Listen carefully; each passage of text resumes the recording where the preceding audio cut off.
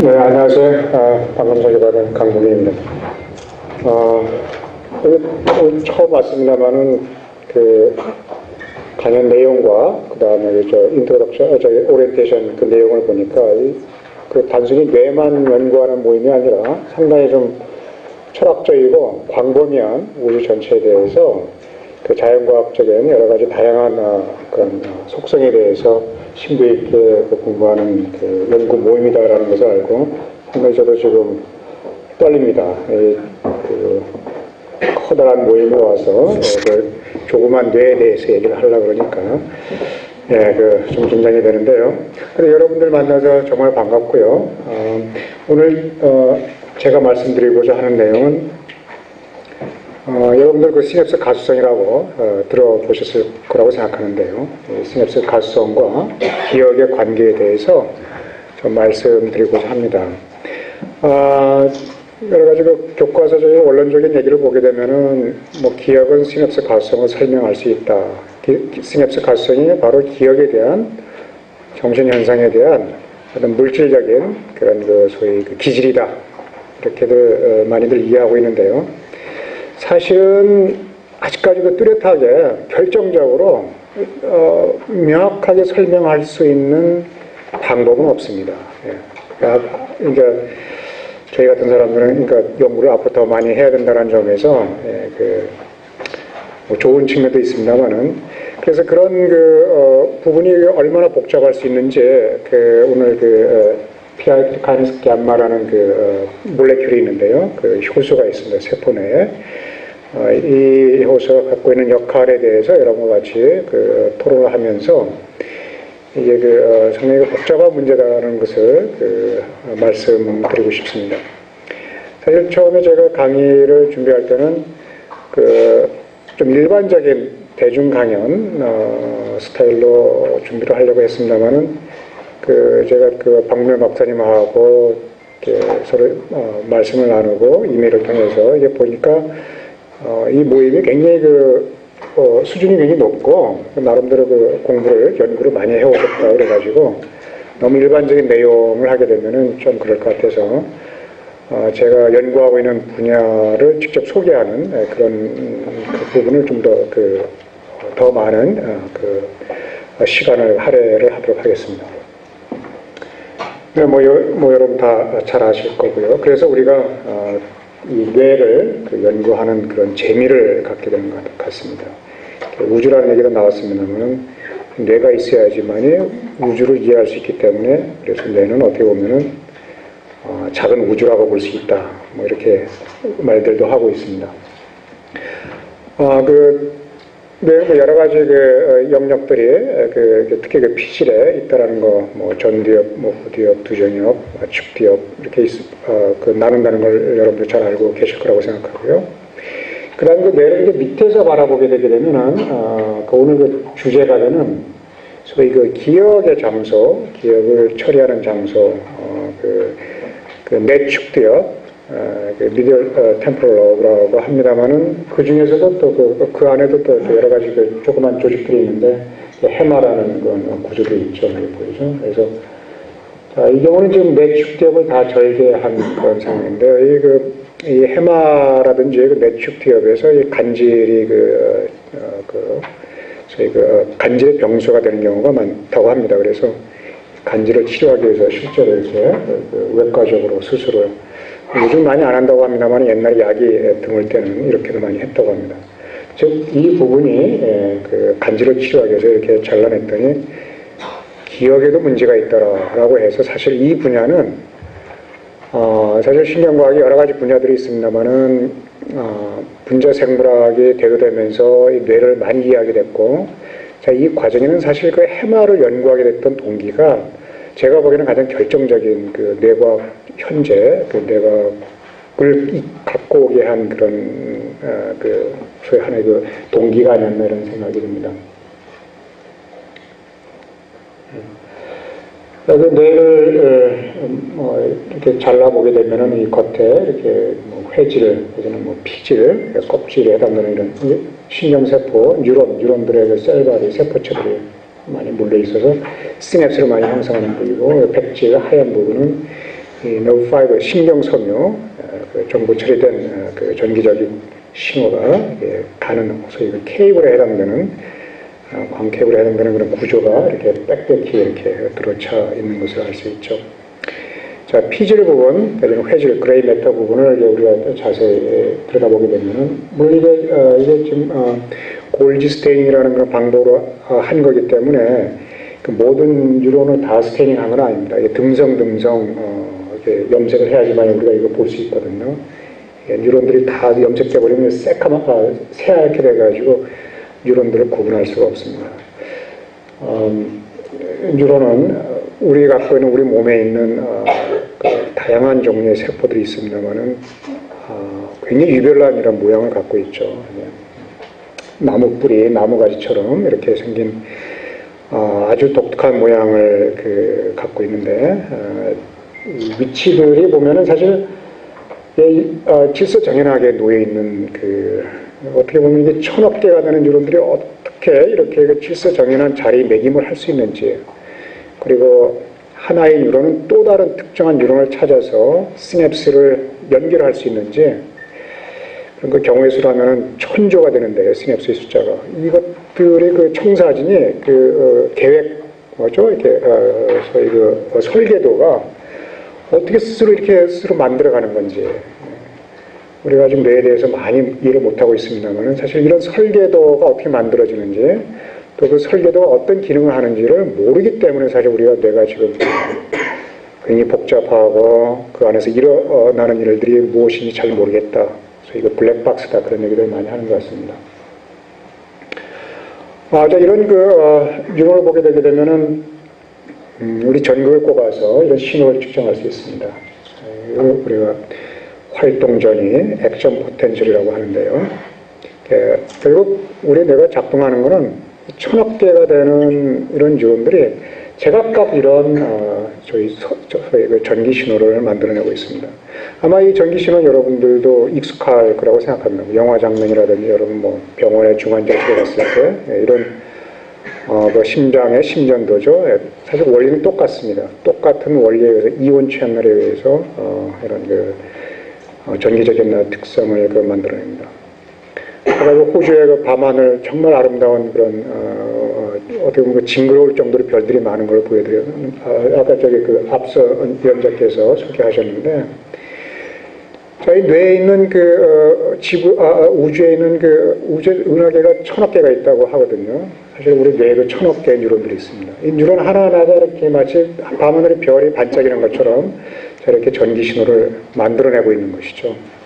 그렇지만 이런 뉴런들이 만드는 전기 신호가 무작위적으로 아무렇게나 만들어내는 것이 아니라 어떤 패턴을 가지고, 그 패턴도 그렇습니다. 너무 획일화돼서 모든 뉴런이 동시에 활동하게 되면 그 간질 현상이 나타나게 되는 것이고요. 그 다음에 뉴런들이 활동을 하지 않게 되게 되면 콤마가 되는 것이고요.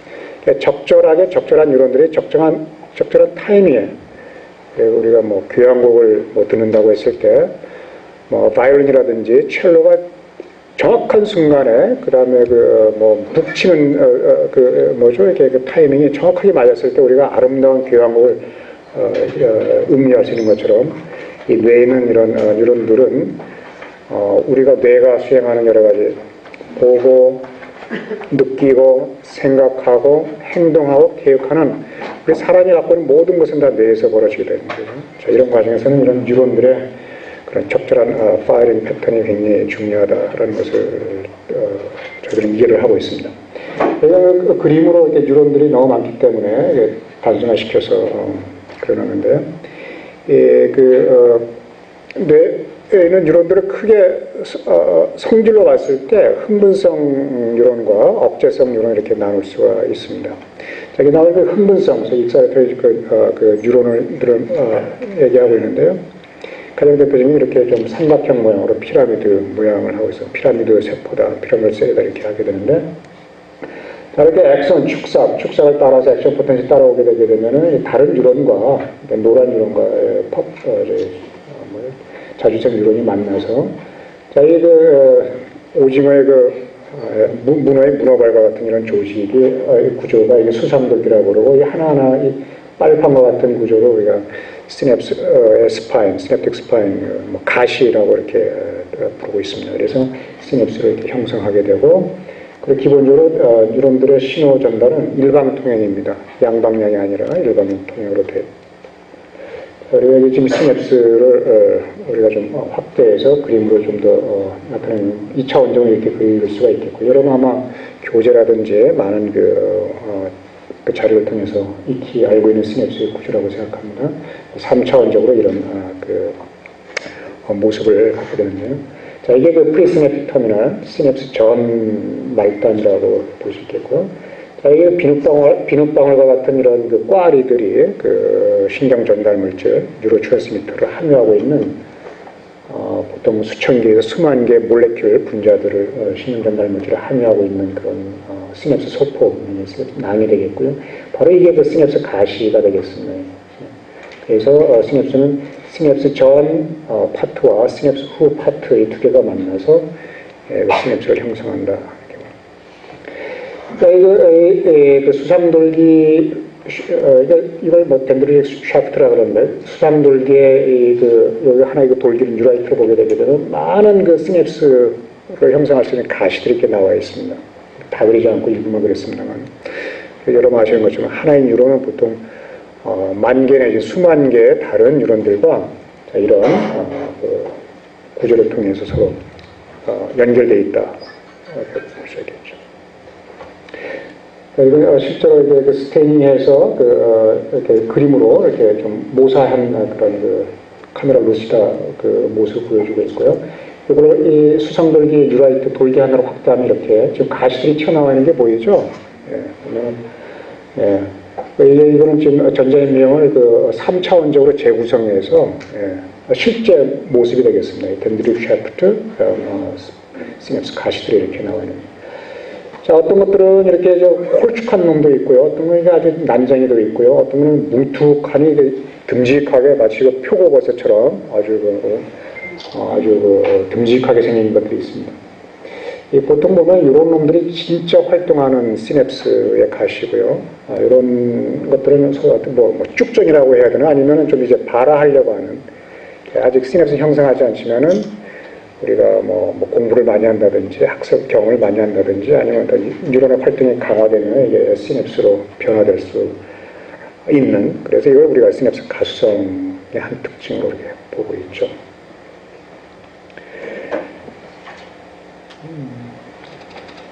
자, 이거는 지금 그 고속 촬영을 한 겁니다. 주위에 있는 그 뉴런의 하나인데요. 한 뉴런을 이렇게 형광으로 이게 지금 살아있는 뉴런입니다. 이거를 한 보름 동안 찍었어요.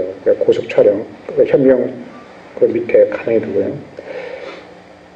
자, 그래서 그걸 이렇게 빨리 돌리는 겁니다. 몇 초 안에. 그러면 이 뉴라이트 내지는 스파인들의 시냅스 가시들이 얼만큼 다이나믹하게 움직이는지 여러분 감상하실 수 있을 겁니다.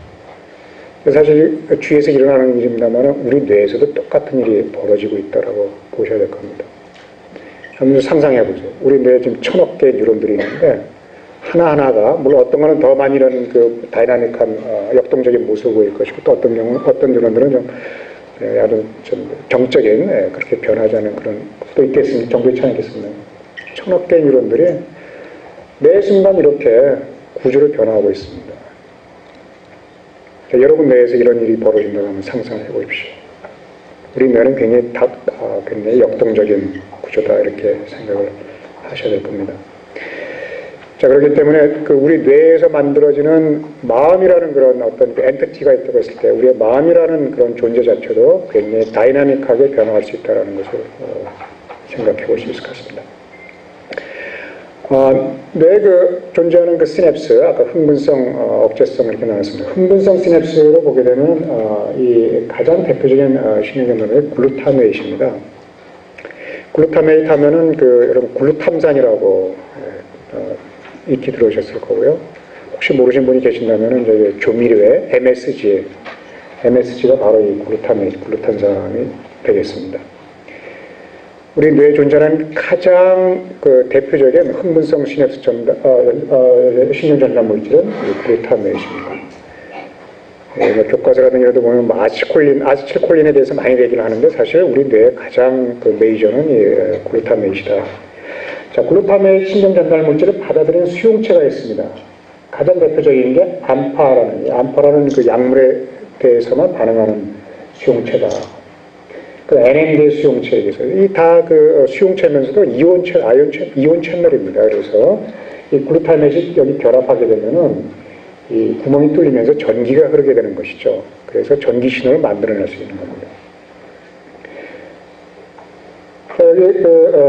이 NMD 수용체는 굉장히 재미있는데요.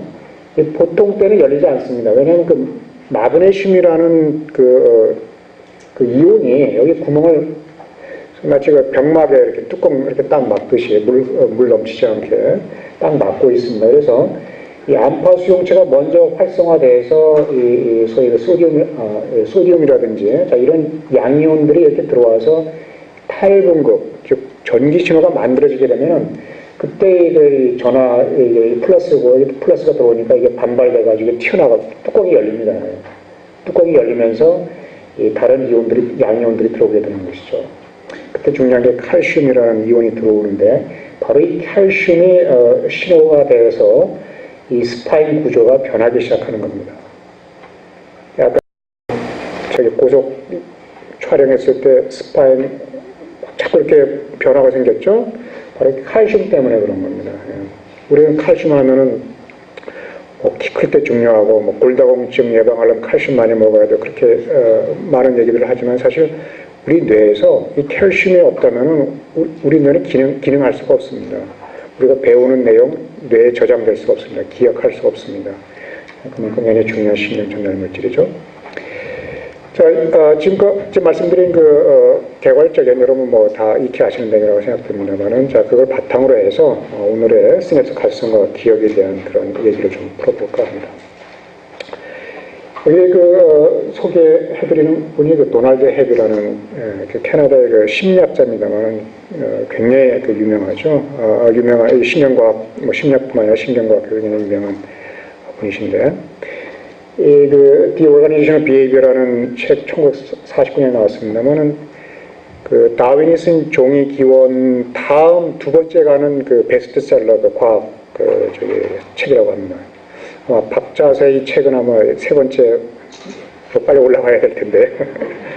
자, 여기 보게 되면은 아주 이 책의 핵심은 바로 이 한 문장에 있습니다.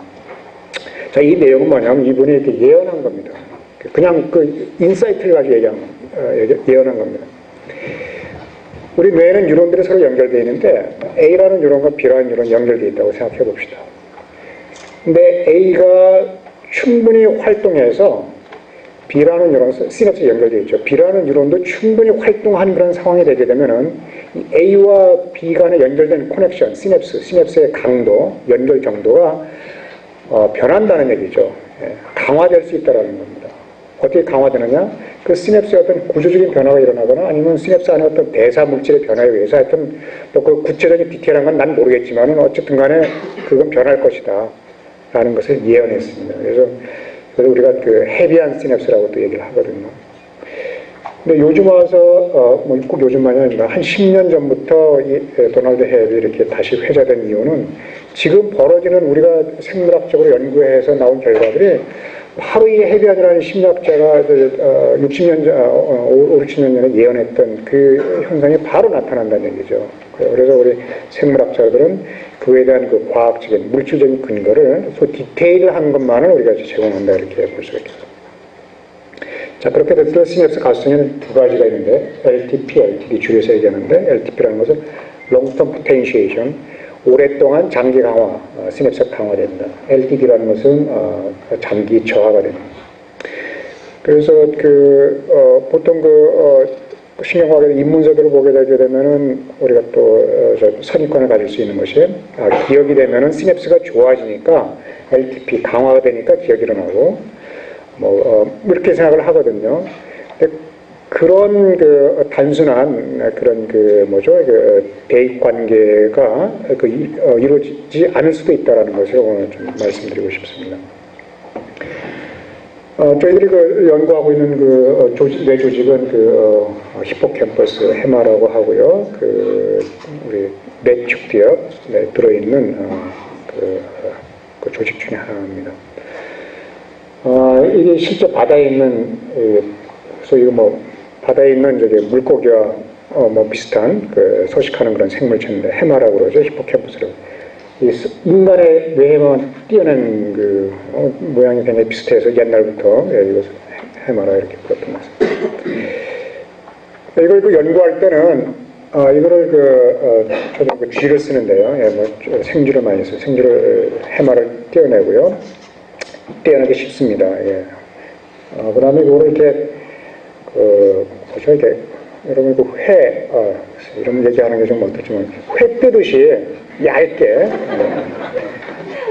그래서 이 두께가 어느 정도냐? 400 마이크론이기 때문에 일본에 가니까 회하는 데 갔더니만 쟁반 안에 갖고 왔다 그러는데 안 보이던데 투명할 정도로 얇게 썰어가지고 이렇게 진열했던데 그거보다 더 얇게 400 마이크론 정도 슬라이스 박펜을 뜬 다음에 그걸 전기 신호를 측정할 수 있는 그런 챔버에 넣어서 우리가 리코딩합니다. 그래서 자, 이게 해마의 시냅스 구조를 연결 회로를 보여주고 있는데요.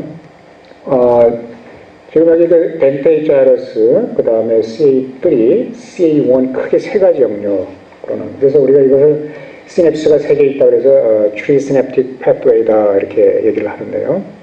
자, 엔트로라이너 콜텍스에서 이렇게 쭉 입력이 들어옵니다. 그럼 벤테이 자이러스의 시냅스를 형성하고요. 그 다음에 이걸 그래뉴셀이라고 그러는데, 그래뉴셀이 모시 파이버라는 그런 축삭을 뻗으면은, 이게 피라미드 세포입니다. 피라미드 셀과 시냅스를 형성하고요. 자, 여기서 축삭 중에 하나는 샤터 콜라테럴이라는 축삭을 이렇게 쭉 보내는데, 이거 CA1에 있는 또 다른 피라미드 세포가 시냅스를 형성합니다. 그래서 보통은 CA1 요거를 많이 연구하거든요. 많은 사람이 이걸 제일 많이 연구합니다. 그래서 이 쉐퍼 콜라테럴, 이게 파이버들, 이거 수천 개의 파이버가 지나가는데요. 수천만 개의 파이버가 지나가는데, 여기를 자극 줘서 전기로 발생하면은 액션 포텐셜이 뚜루루 와가지고, 여기서 글루타민을 분비하면은, 이 피라미드 세포 스파인에서 전기 신호가 만들어집니다. 그래서 이렇게 자극 주게 되면은, 여기에서, 이게 여전히 CA1 영역입니다. 그 세포 안에 전기를 꼽는 게 아니라 세포 바깥에서 우리가 측정을 할 수 있습니다. 자, 해마를 연구하는 또 하나의 장점이 받아들이는데요. 그래서 전기 신호를 받아들입니다. 그래서 꺼지는 정도가 이제 시냅스의 강도라고 이렇게 얘기를 합니다. 자, 그런데 이 시냅스 강도, 시냅틱 스트렝스, 이거는 항상 고정된 게 아니라 어떤 경우는 이렇게 커질 수도 있고요. 또 어떨 때는 이렇게 작아질 수도 있습니다. 또 어떨 때는 변화가 없을 수도 있고요. 자, 그럼 왜 그런 일들이 벌어지느냐? 이게 괜히 재미있는 것이요. 보통 자극을 줄 때는 보통 한 0.1초에 한 번씩, 0.1초가 아니라 10초에 한 번씩 이렇게 자극을 주나 30초에 한 번씩 자극을 주게 되는데요.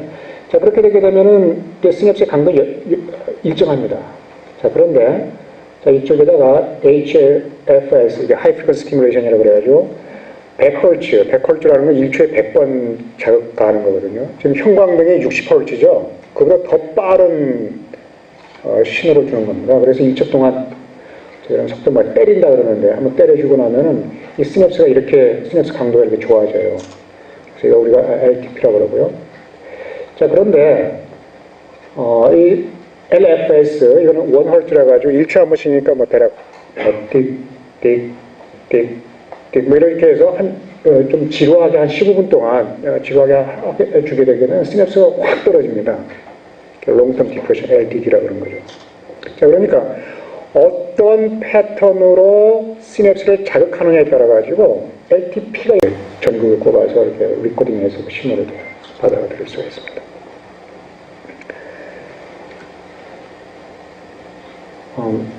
자, 여기 지금 이게 프리시냅틱 터미널이고요. 바로 요게 스파인입니다. 시냅스 컷입니다. 요걸 얘기하는 것이죠. 이게 다 텅텅 비어 있지만은 실제로 그 안에 보게 되면요. 지금 최근에 연구 결과가 나왔는데 수천 종류의 단백질들이 여기 모여 있습니다. 우리 인간이 갖고 있는 유전자가 한 3만 개 이렇게 얘기하지 않습니까? 그러면 하나의 유전자는 보통 하나 정도의 단백질을 만들거나 좀 더 변이를 몇 개 더 만들 수 있습니다만, 자, 그 중에 1000개 이상 되는 단백질들이 여기 이 작은 모여 있는 거예요. 다 그림을 그려놓은 건 아니고요. 자, 이렇게 굉장히 복잡하게 지금 많은 단백질들이 들어있다. 자, 그래서 오늘 소개해드릴 그런 단백질 중에 하나, 분자 중에 하나가 PI2 감마라는 건데, 이것이 시냅스 가수성과 기억에 어떤 작용을 하고 있는지, 이거는 작년에 저희 연구실에 나온 논문을 여러분께 설명드리고자 합니다. 다소 좀 생소한 그런 용어도 있을지 모르겠습니다만은 여러분들 그동안 신경과학에 대해서 많이 알고 닦으신 그런 기본 지식을 가지시고 충분히 이해하실 수 있을 거라고 생각합니다.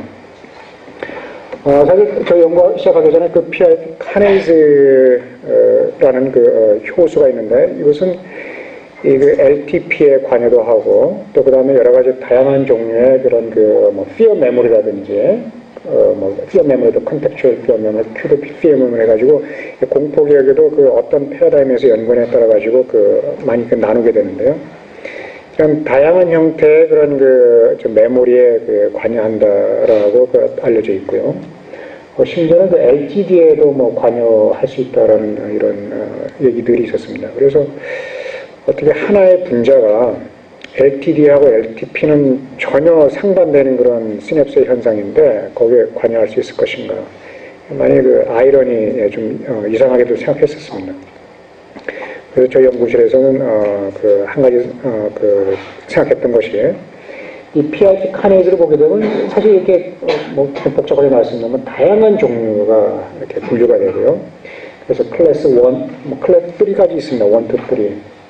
클래스 1만 해도 1A, 1B 이렇게 나누고요. 또 클래스 1A 들어가도 또 여러 가지 서브 타입으로 알파, 베타, 델타 이렇게 나누고요.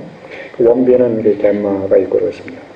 그래서 요거 자세한 구조 설명은 안 드리겠습니다만은, 자, 이렇게 다양한 종류의 PI 카네이즈의 소위 I형들이 존재한다. 그래서 저희들이 가설은 아마 이런 I형별로 예를 들어 어떤 I형은 LTD에 좀 더 관여하고, 어떤 I형은 LTP에 관여하고, 이런 좀 선택성의 특이성이 있지 않을까라는 그런 생각을 가지고, 연구를 하게 되는데요. 특히 PI2 감마는 클래스 1B의 유일한 멤버이기 때문에, 좀 연구하기가 좀 쉽지 않을까 생각을 했습니다.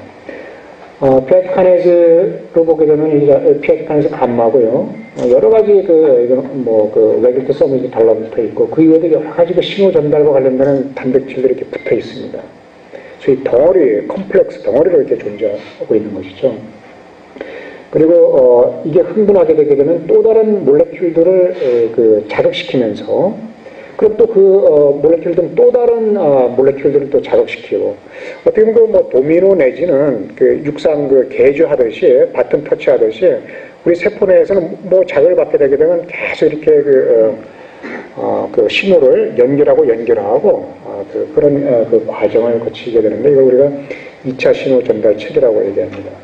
어떤 종국에 가서는 AKT라든지 GSK, 3베타와 같은 이런 또 다른 신호 전달 물질들을 자극시키죠. 그 다음에 이 PI 카네이즈의 또 다른 특징 중에 하나는 지방막, 세포막을 구성하는 리피드를 인산화시킬 수도 있고, 아니면 단백질을 인산화시킬 수도 있는 이 두 가지 소위 투잡을 하고 있는 것이죠. 이런 효소들은 사실 그렇게 흔치가 않습니다. 예. 다양한 일들을 하고 있는 것이죠. 그래서 저희들은 이 PI 카네이즈 감마가 클래스 1B에 속하는 유일한 멤버고, 그 다음에 또 이 PI 카네이즈 감마는 다른 I형들에 비해서 이 뇌에서 많이 발현됩니다. 상대적으로 뇌에 많이 발현되고, 다른 조직에는 별로 발현되지가 않습니다. 그러니까 심장에도 일부 발현되고요. 다른 I형들은 우리 온몸 전체에 다 발현하고 있거든요. 그래서 이 피아티카네스 감마가 뇌에서 뭔가 특별한 작용을 하지 않을까라는 그런 막연한 그런 생각을 가지고 일단 한번 도전해 보기로 했습니다. 자, 피아티카네스 감마의 그 단백질의 3차원 구조인데요. 우리 몸을 구성하는 뭐 세포에는 많은 단백질들이 존재하고 그런 단백질들은 이런 식으로 그 리본 형태로 이렇게 모양을 우리가 재구성할 수 있습니다. 그래서 아미노산들이 연결된 그런 골이 띠로서 이렇게 표현할 수 있게 되는 것이죠. 보게 되면은 뭐 3차 모습 잘 나와 있지는 않습니다만은 이 효소에 뭐 시트 도메인이라든지 그다음에 그 촉매 작용을 하는 그런 영역이라든지 자 이렇게 부위별로 그리고 기능별로 이렇게 나눌 수 있는 걸로 볼 수가 있겠습니다. 그리고 그 피아티카네스 감마가 갖고 있는 또 다른 특징 중에 하나는 세포에 존재하는 GTP 바인딩 프로틴이라는 그 재미있는 또 신호전달 단백질이 있는데 그 신호전달 단백질에 의해서 흥분되는 자극받는 것으로 다른 심장계를 연구한다든지 다른 세포를 통해서 그렇게 정립이 되다시피 했습니다. 그렇지만 이게 뉴런에서도 이런 신호전달체가 일어나는지는 아직까지 연구된 바는 없고요. 자, 이런 와중에 저희들이 아주 운 좋게도 이 유전자만 이 피아티카네스 감마의 그 효소를 소위 코딩하고 있는 이 서열화하고 있는 유전자만 제거된 그런 생쥐를 얻을 수가 있었어요.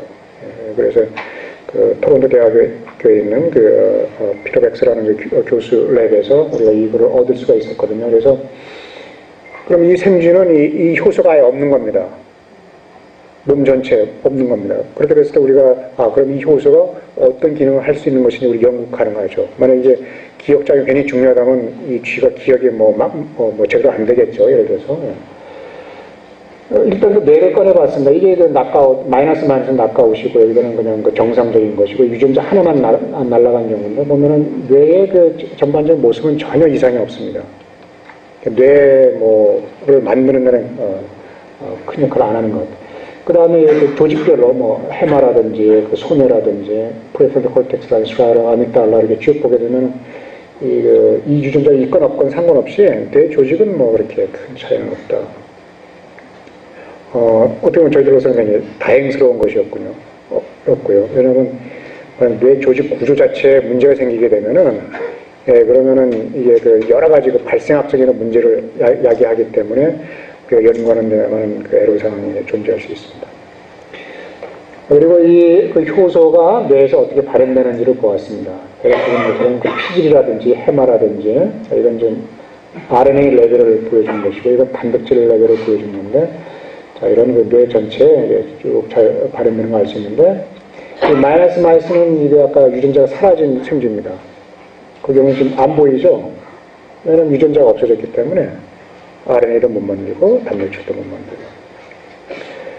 만들고 그 다음에 요거는 시냅스만은 우리가 따로 경제에서 그 안에 이 효소들이 어떻게 들어있는지 볼 수가 있는데요. P110 감마는 이제 피아티카네스 감마의 촉매 단위를 얘기하는데요. 보게 되면은 이 P2라는 게 시냅스 프랙션 분해를 얘기하는데 시냅스에 많이 가 있고 또 다른 아연인 피아티카네스 알파의 촉매 단위는 이 사이토졸, 이렇게 세포질이 좀 많이 있는 것 같아요. 그래서 결론적으로 말씀드린 것은 이 시냅스 구조에 우리가 지금 공부하고자 하는 이 피아티카네스 감마가 시냅스에 많이 이렇게 들어있다라는 고무적인 생화학적인 결과를 얻을 수가 있었습니다. 자 그러면은 이 피아티카네스 감마가 시냅스에 어떤 일을 하는지 지금부터 보도록 하겠습니다. 이게 좀 해마 모습, 카할이라고 신경과학계에서는 최초로 노벨상을 받은 그런 전설적인 스페인의 과학자신데 그림을 그린 옛날에 이런 그림만 잘 그려도 노벨상을 받을 수가 있었습니다. 물론 100년 전입니다만. 자, 이게 바로 CA1. 여기에서 우리가 지금 리코딩을 했고요. 이게 좀 모양이 좀 복잡하긴 합니다만은 간단하게 의미만 설명드리게 되면은 이 빨간 색들은 지금 형질 전환주입니다. 이 유전자가 PI 카네이즈 감마라는 그 유전자가 지금 사라진, 지금 저는 이제 좀 생략해서 형질 전환주라고만 얘기하겠습니다. 검은색은 그냥 그 야생형, 그러니까 유전자가 온전한 정상적인 쥐라고 이렇게 보시면 되겠습니다. 인풋 아웃 커브라고 그러는 이건 뭐냐면 그 시냅스 강도를 우리가 알려주는 겁니다. 시냅스 강도, 시냅스 변화가 없죠? 차이 없죠? 그 다음에 그 패드 폴스레이션이라는 건 그 프리시냅틱 터미널에 어떤 일이 벌어졌느냐, 변화가 있느냐를 우리가 보는 좀, 그런 전문적 용어가 되겠습니다. 차이가 없죠? 그 다음에 그 베이설 시냅틱 트랜스미션. 기본적으로 시냅스 전달이 자극받지 않도록 신경전달이 분비되거든요. 기본적으로 활동하는 그런 유를 봤더니 통계적으로 차이가 없고요.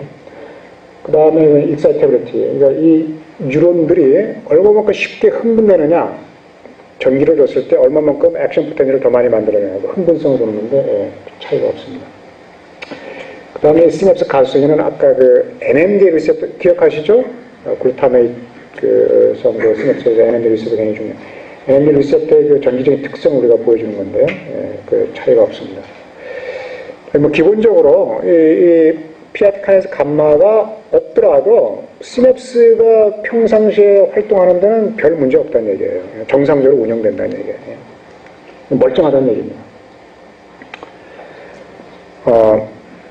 그런데 저희들이 LTD, LFS, Low Frequency Stimulation, 아까 일주일에 한 번씩 띡 이렇게 지루하게 15분 동안 자극을 주게 되면은 시냅스 강도가 확 떨어진다 그랬죠? 그 시냅스죠. 롱텀 디프레션, 줄여서 LTD라고 하겠습니다. 자, 이 LTD를 저희들이 한번 해봤더니, 저 시커먼 게 이런 정상적인 쥐거든요. 이게 LTD 잘 일어나죠? 그렇죠? 이 베이스라인이 확 떨어졌지 않습니까? 이제 빨간 게 지금 형질 전환주입니다. LTD가 일어나지 않아요.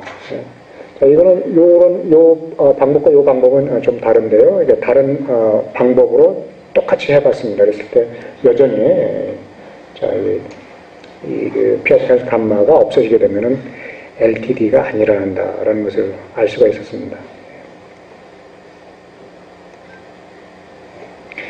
자, 그런데 이 LTD에는 NMDA 리셉터가 필요합니다. 그래서 우리가 이걸 줄여서 NMDA 리셉터, 디펜던트 LTD 내지는 NMDR LTD 이렇게 줄여서 부르는데요. 왜냐하면 그 NMDA 리셉터만을 차단할 수 있는 기가 막힌 약물이 있습니다. 이걸 APV라고 그러는데요. 자, 그 약물을 이렇게 쳤을 때는 정상적인 쥐도 이 약물만 받으면 LTD가 일어나지 않습니다. 그러니까 LFS에 의해서 일어나는 LTD는 NMDA 리셉터에 의존해서 일어난다. 자, 그 다음에 다른 시냅스 가스성들을 보았습니다. LTP는 어떻게 우리가 유래합니까?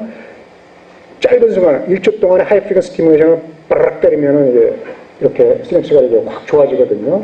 지금 빨간 거, 검은 거 지금 겹쳐 보이죠? 전혀 차이가 없습니다. 그 다음 그런 자극을 여러 번 주게 되면요, 더 오래 이렇게 시냅스가 오랫동안 더 갑니다. 그래서 이거 우리가 LLTP라고 얘기하는데 차이가 없습니다. 그 다음 LTD에는 NMDA-R LTD만 있는 게 아니라 또 이런 형태도 있습니다. N-글루알 LTD라는 것도 있는데 이건 뭐냐면은 이 글루타메트 수용체 중에 그 자체가 이온 채널이 아니라 소위 그 멤브레인에 존재하는 소위 신호 전달 작용을 하는 안테나와 같은 역할을 하는 또 다른 수용체가 있습니다. 우리가 메타버추어틱 글루타메트 리셉터라고 해서 M-글루알 이렇게 약자로 씁니다만은 자, 이 수용체가 흥분하면 LTD를 이렇게 만들어낼 수도 있습니다. 그래서 이런 특이한 이 수용체를 자극하는 약물을 주게 되면 시냅스가 확 떨어지는 거 볼 수가 있거든요. 자, 근데도 지금 PI 카네이즈 감마가 사라졌을 때도 상관없이 잘 일어나죠. 자, 그러니까 여러 가지 시냅스 가스성들이 많은데 오로지 그 중에서도 그 LTD만 지금 이 형질 전환주의에서 이제 망가졌고 LTD 중에서도 M-글루알로 가는 LTD는 아니라 NMDA 리셉터에 의해서만 일어나는 LTD에만 아주 선택적으로 일어납니다. 자, 이런 현상에 저도 연구자로서는 굉장히 기분 좋은 일입니다. 왜냐하면 굉장히 스페시픽하다는 얘기거든요. 만약 이게 이 PI 카네이즈가 여러 가지 현상을 일으키면요, 이게 재미가 없어요. 뭐 하나 딱 핀포인트 딱 하나 집어내야 되는데 그거 하는 게 그 사이언스 하는 재미가 좋죠. 예. 자, 그러면은 이 LTD가 사라진 걸 봤는데, 그러면은 그 피아티카네이즈 감마 유전자가 사라지게 되면은 또 사실 세포 안에서 뭐 여러 가지 도미노 현상이 일어나서 5만 가지 일들이 벌어질 수가 있는 거거든요. 자, 그래서 그거를 테스트할 때 또 발생학적으로 어떤 문제가 일어나지 않았는지를 확인하기 위해서 할 수 있는 것은 이 피아티카네이즈 감마 그 단백질을 우리 시험관에서 만들어내는 겁니다. 만들어낸 다음에 아까 그 형질 전환주의 세포에다가 다시 넣어주는 거예요. 주사할 수가 있습니다. 물론 굉장히 그 고난도의 테크닉이 필요한 거죠. 자, 그래서 하여튼 그 실험실에서, 시험관에서, 이제 파란 것이 바로 그겁니다. 그 형질 전환주의 그 뉴런에다가, 해마에 있는 뉴런에다가 미세전극을 이용해서 시험관에서 만든 그런 그 피아티카네이즈 감마, 요 순수 정지된 그것만을 이렇게 넣어줬더니 다시 LTD가 일어나요. 그러니까 유전자가 없어지니까 LTD가 사라지고 단백질을 넣어주니까 LTD가 다시 회복된다는 얘기죠.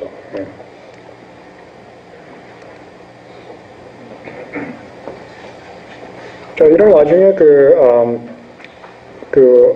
약물들이 개발됐습니다. 여러 가지 제약회사들. 그래서 피아티카네이즈 감마 효소만을 선택적으로 억제하는 그런 약물들이 개발됐고요. 피아티카네이즈 알파라는 그런 그 효소만을 억제하는 그런 약물들이 최근에 개발됐습니다. 그래서 그러면은 꼭 그 형질전환 쥐를 쓰지 않고 그냥 정상적인 쥐에서 이런 약물을 써도 우리 똑같은 현상을 볼 수가 있겠죠. 그래서 그 실험을 한 겁니다.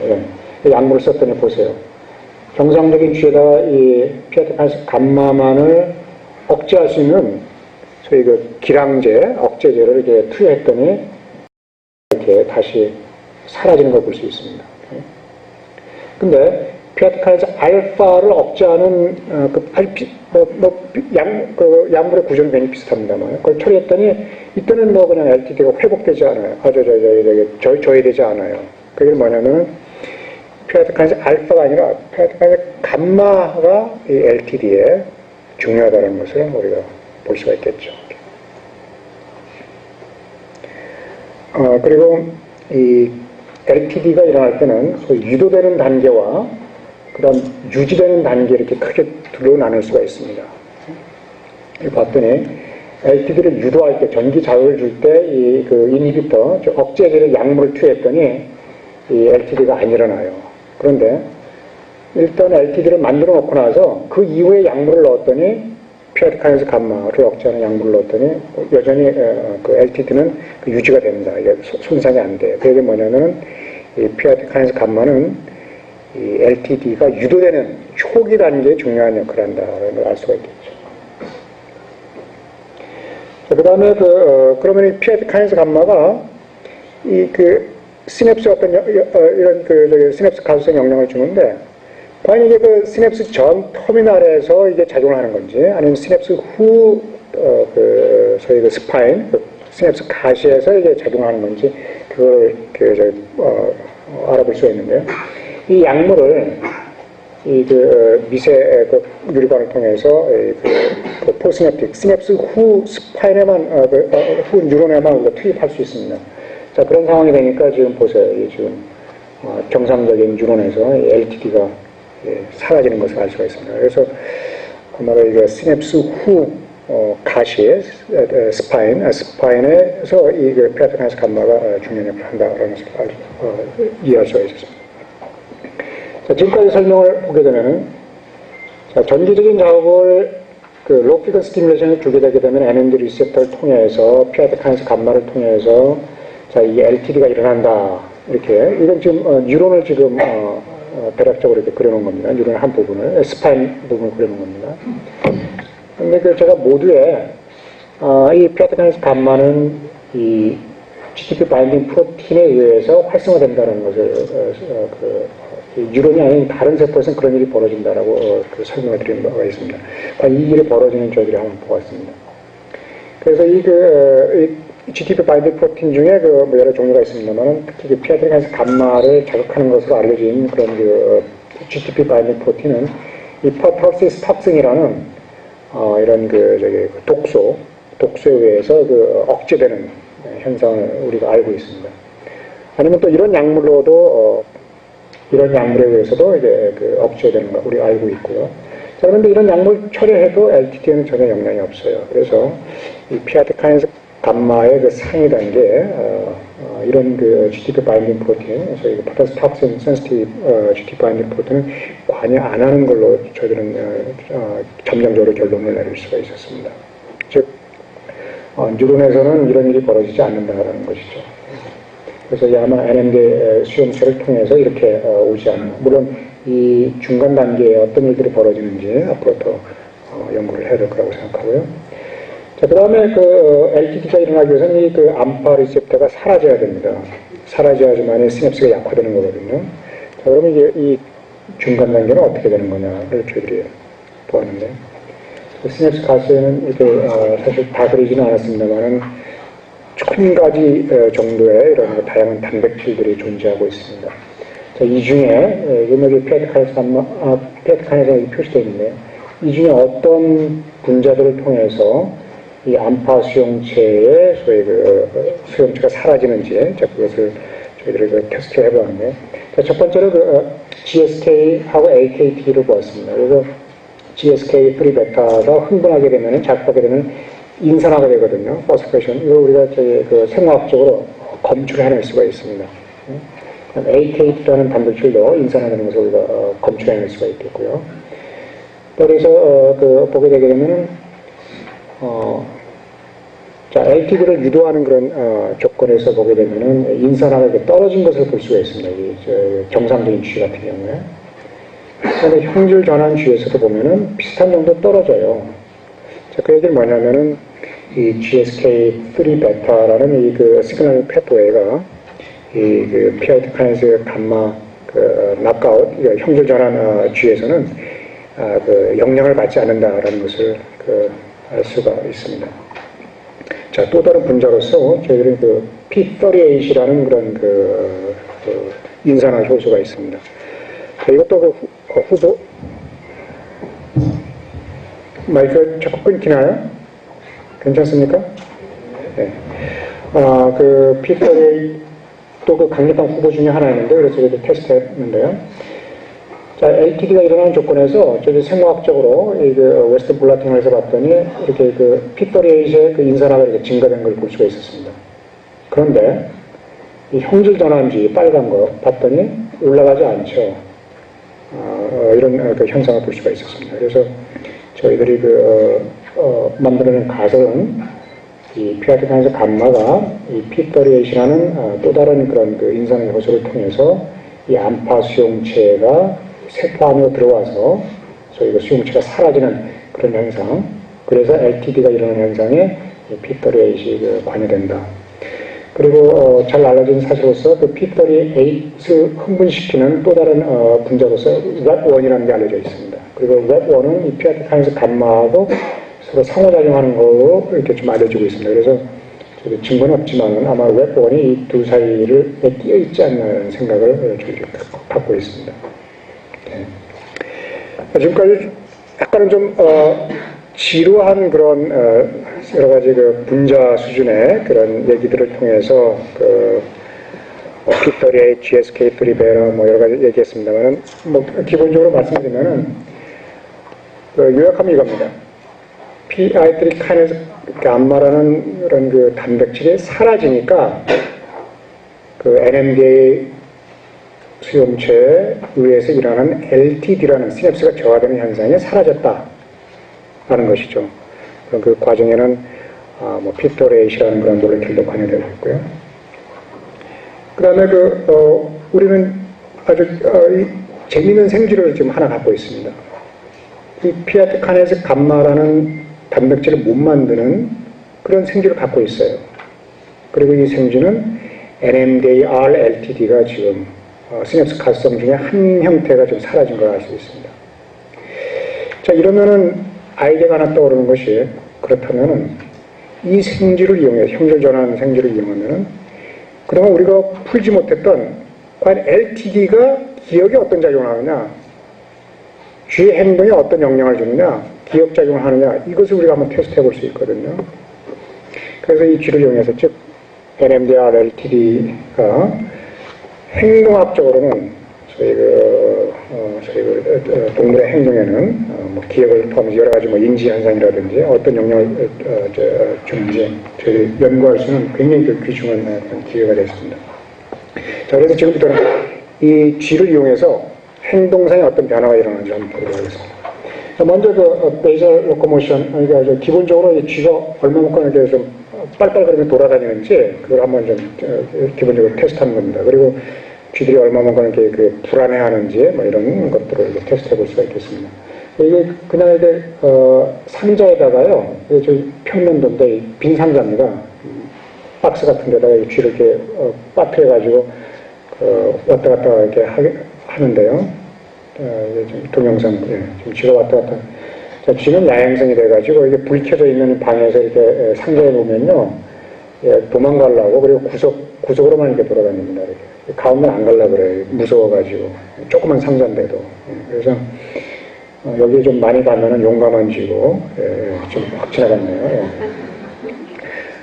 그리고 지금 이런, 자, 이게 쥐가 움직였던 자취를 이렇게 그린 겁니다.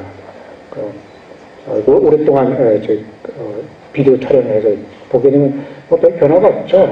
그래서 쥐가 움직이는 거리라든지 쥐가 이렇게 걸어다니는 속도 뭐 이런 거 검은 거는 정상적인 쥐고 빨간 거는 형질전환 생제입니다. 차이가 없죠. 그 다음에 이게 센터로 얼마만큼 가느냐 별 차이가 없는 것 같아요. 그러니까 좀 기본적으로 이제 좀 앵자이티 좀 긴장하고 하는 부분도 뭐 별 차이가 없는 것 같아요. 그 다음에 그 상자에다가 이렇게 두고 오랫동안 두면요, 나중에는 이게 좀, 그 긴장이 풀어져가지고, 움직임이 좀 느려지기도 하고, 그래서 이걸 우리 허비추에이션 습관화라 그러는데, 이게 이 상자에 좀 적응하는 그런 걸 볼 수가 있습니다. 습관화 현상이라고 그러는데, 빨간 거, 검은 거, 어쨌든 간에, 뭐, 첫날이든 둘째날이든 즉, 그 상자에 적응하는 그런 단계가 별 차이는 없는 것 같습니다. 자, 그 다음에 앵자이티, 우리가 불안, 긴장, 이런 거를 또 정확하게 볼 수 있는 것으로서는, 엘리베이터 플러스 메이즈라는 그런, 행동 테스트를 합니다. 이건 뭐냐면, 이게 이 땅바닥에서 한 1m 정도 되는 이렇게 높은, 소위 고소공포증을 유발할 수 있는 그런, 열식처럼 되어 있는데요. 자, 이렇게 빨간 거를 이렇게 제가 일부러 표시해 놓은 데는 이게 벽이 둘러져 있습니다, 벽. 차단벽이 있습니다. 그래서 좀 안전하게 느낄 수 있는 것이고, 여기는 그야말로 이렇게 오픈되어 있습니다. 그래서 불안을 떨어지기도 합니다. 가끔. 굉장히 불안을 유발할 수 있는 거죠. 그래서 이 쥐를 이렇게 놓게 되게 되면 바로 들어가 버리죠. 그리고 여기서 클로즈드 암, 여기 벽으로 보호받는 이 부분이 좀 많이 가고, 이 오픈 암 쪽으로 이제 많이 잘 안 가려고 하는 걸 볼 수가 있습니다. 그래서 이것도 이걸 비디오 촬영해서 추가했거든요. 이 부분이 지금 클로즈드 암이 이쪽에 많이 왔다 갔다 했죠. 오픈하면 좀 덜 왔다 갔다 하고요. 그래서 얼마만큼 이런 암에서 왔다 갔다 하느냐를 이렇게 봤는데 빨간 거, 검은 거 뭐 별 차이였습니다. 그래서 베이설 앵자이티 기본적으로 긴장하는 그런 불안 정도는 비슷하다 이렇게 볼 수 있습니다. 자, 이거는 우리가 이런 쥐를 가지고 행동 분석할 때는 루틴하게 항상 하는 일들입니다. 예. 자, 그 다음에 저희가 한 게 모이스 워터메이즈, 물 미루하는 겁니다. 이게 공간 기억을 우리가 측정하는 좋은 방법 중에 하나인데, 사실 이게 물통입니다, 물통인데, 이게 우유를 이렇게 타가지고요, 뭐 우유나 흰 페인트를 타가지고, 이게 흙탕물처럼 해서 이게 속이 안 들여다 보이지 않습니다. 깊은 물이고요. 그 다음에 여기는 소위 암초 내지는 플랫폼, 도피대를 여기다 딱 얹혀놨어요. 그래서 쥐가 운 좋게 여기를 찾으면 여기서 쉴 수가 있습니다. 안 그러면 여기 계속 헤엄치죠. 이게 빠져 죽을 수도 있겠죠. 예. 그 다음에 주변에 이런 여러 가지 지형짐을 쥐도 볼 수 있기 때문에 좌표들을 이렇게 막 붙여놓습니다. 그래서 쥐를 빠뜨려요. 이거 좀 고속 촬영한 겁니다. 이렇게 빨리 수영하지는 않고요. 왔다 갔다 이렇게 하다가 처음에는 우연히 운 좋게 이렇게 발견하면 이렇게 여기서 안도에 한숨을 쉬면서 이렇게 하죠. 자, 이런 훈련을 하루에 보통 4번에서 6번까지 하고요. 매일같이 이렇게 훈련을 합니다. 자, 그러면은 처음에는 이렇게 딱 찾아가는데 60초가 걸리는데요. 다음날은 뭐 40초, 그 다음날은 뭐 30초에서 금방금방 찾아갑니다. 주변의 지형징후를 보면서 저쪽으로 가면은 있다라는 걸 이제 그 공간 기억을 하는 거죠. 예. 여러분들 우리 이사를 처음 갔을 때 처음에는 길 찾고 버스 뭐 노선 버스 알고 굉장히 복잡한데 익숙해지면은 바로 그냥 우리 집 찾아가는 것과 똑같죠. 그래서 이제 러닝 커브를 보게 되면은 이 빨간 거, 검은 거 큰 차이가 없더라고요. 물론 이게 좀 3일째 약간 좀 차이가 있긴 한데. 그래서 이 퓨아이트 카네스 감마 효소가 없더라도 그리고 그 LTD라는 시냅스 저하가 현상이 없다고 그러더라도 뭔가 새로운 거를 배우는 데는 큰 차이는 없는 것 같아요. 예? 그 기본적으로 봐서. 예. 자, 그 다음에 이렇게 학습을 했으면은 시험을 봅니다. 자, 시험을 어떻게 보느냐. 이걸 우리가 프로브 테스트라고 그러는데요. 자, 이번에 아까 얘기한 그 플랫폼이 있었죠. 이걸 일부러 빼버립니다. 빼버리면은 이제 쥐를 넣으면은 쥐를 막 이제 위치를 알면은 여기서만 계속 맴돌거든요. 그 기억력이 떨어진 쥐는 뭐 왔다 갔다 하겠지만 머리가 좋은 애는 여기 분명히 있었는데 하면서 계속 맴돌게 됩니다. 그래서 이 사사분면에 얼마나 오랫동안 왔다 갔다 하느냐를 가지고 우리가 점수를 매길 수가 있습니다. 시험 성적을 내릴 수가 있습니다. 자, 그래서 기억력이 좋은 쥐 같은 경우에는 플랫폼이 없기 때문에 근데도 계속 이 부분 많이 이렇게 좀 왔다 갔다 하죠. 뭐 고속 촬영한 겁니다. 예. 자, 기억력이 좀 안 좋은 경우에는 지금 정신없이 이렇게 왔다 갔다 하고요. 그래서 이걸 우리가 이렇게 성적을 매길 수가 있습니다. 그 플랫폼이 있던 그 사사분면이 얼마만큼 오랫동안 왔다 갔다 하느냐 그 시간을 우리가 재가지고 이렇게 보게 되면은 여전히 그 빨간 거 검은 거 이렇게 차이가 없습니다. 계속 차이가 없으니까 좀 실망도 하고 지루하기도 하죠. 근데 그 연구를 하는 것은 이런 인내심이 좀 필요한 것 같습니다. 그래서 그 학생이 굉장히 시무룩해가지고 이거 뭐 NMDA Receptor Dependent LTD가 굉장히 중요한 걸로 알고 있었는데 이거 뭐 망가져도 뭐 기억하는 데는 아무 문제도 없으니까 이거 뭐냐 이게 실망을 하길래 이걸 한번 생각해 봤습니다. 자, 그러면은 이 플랫폼 원래 여기 있었는데 이거를 딴 데로 한번 바꿔치기 해보자. 새로운 쪽으로 해서 새로운 학습을 시키자. 새로운 학습을 시키자. 우리가 리버스 러닝이라고 합니다. 한번 배웠던 거를 이렇게 바꿔가지고 역학습시키는 거죠. 자, 그래서 그 플랫폼 위치를 바꾸면요. 자, 그리고 나서 6일째는 시험 받고 프로부터해서 7일째 하게 되면은 이 찾아가는데 시간이 걸립니다. 왜냐하면 위치를 바꿔놨기 때문에 또 새로 학습을 해야 되죠.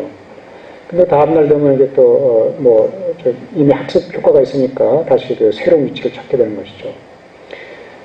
이것도 별 차이가 없는 것 같아요. 근데, 이게 바로 그 핵심인데요. 빨간 쥐에, 행동 쥐를 봤더니, 이 머무는 그 옛날 장소에 가서 많이 가더라고요. 옛날 장소. 이게 좀, 올드 플랫폼이 있던 그 장소거든요. 그러니까 옛날 걸 빨리 지우고 새로운 위치를 입력해서 거기 가야지 그 차가운 물에서 이게 굉장히 고통스러운데. 근데 옛날 장소를 찾아가는 거예요. 우리 그 치매 환자들 보게 되면은 또 해마가 잘못됐을 때 그런 경우가 많다 그러거든요. 그러니까 새로운 학습을 못하고 자꾸 옛날 것만 고집하게 돼요. 그러니까 이사를 가게 되게 되면요. 이 해마가 잘못됐을 때는 새 집은 못 찾고요. 뭐 10년 전 아주 옛날 집으로 갑니다.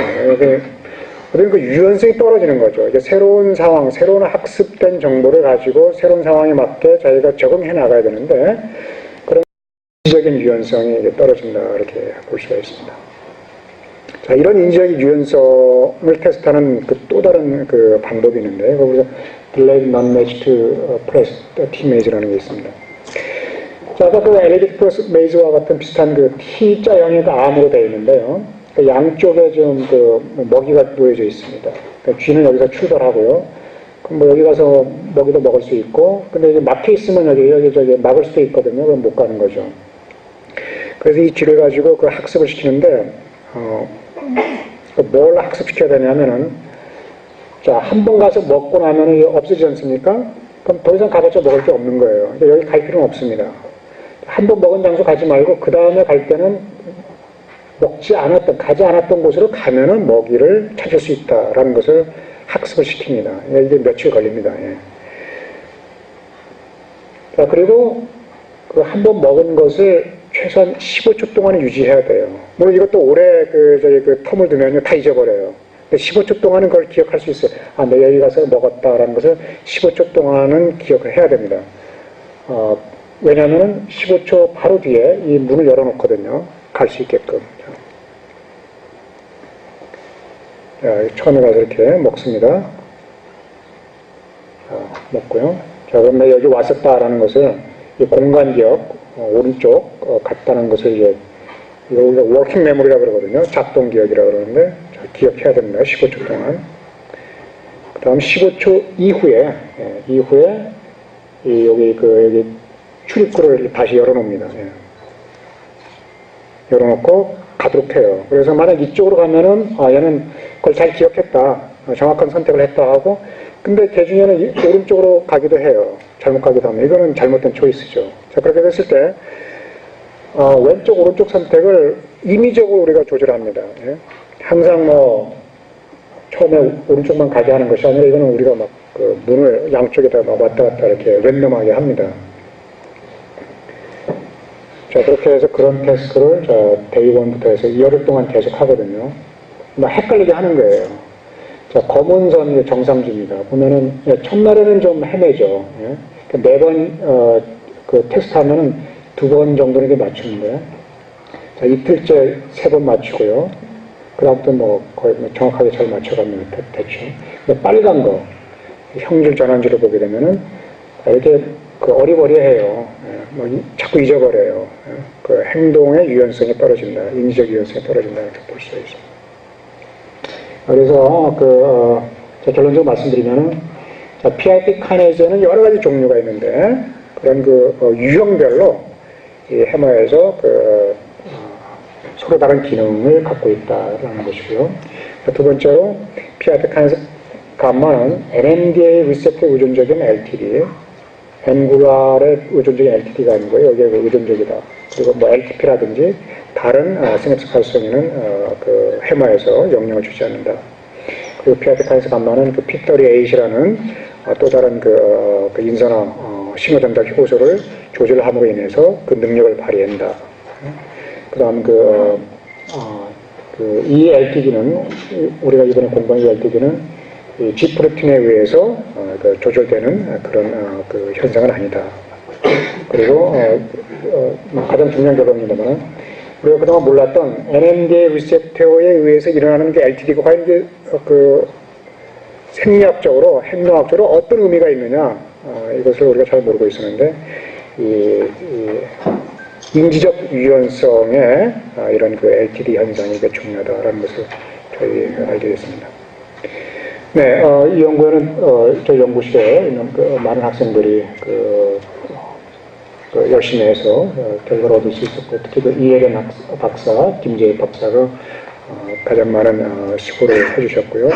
그 이외에도 저희 공동 연구자로서 토론토 대학의 민주호 교수, 아까 소개드린 피로백스 생주를 만든 그런 생주를 만든 연구실에 도움을 받았고요. 그 외에도 여러 분들의 도움을 받을 수가 있었습니다. 네, 경청해 주셔서 감사합니다.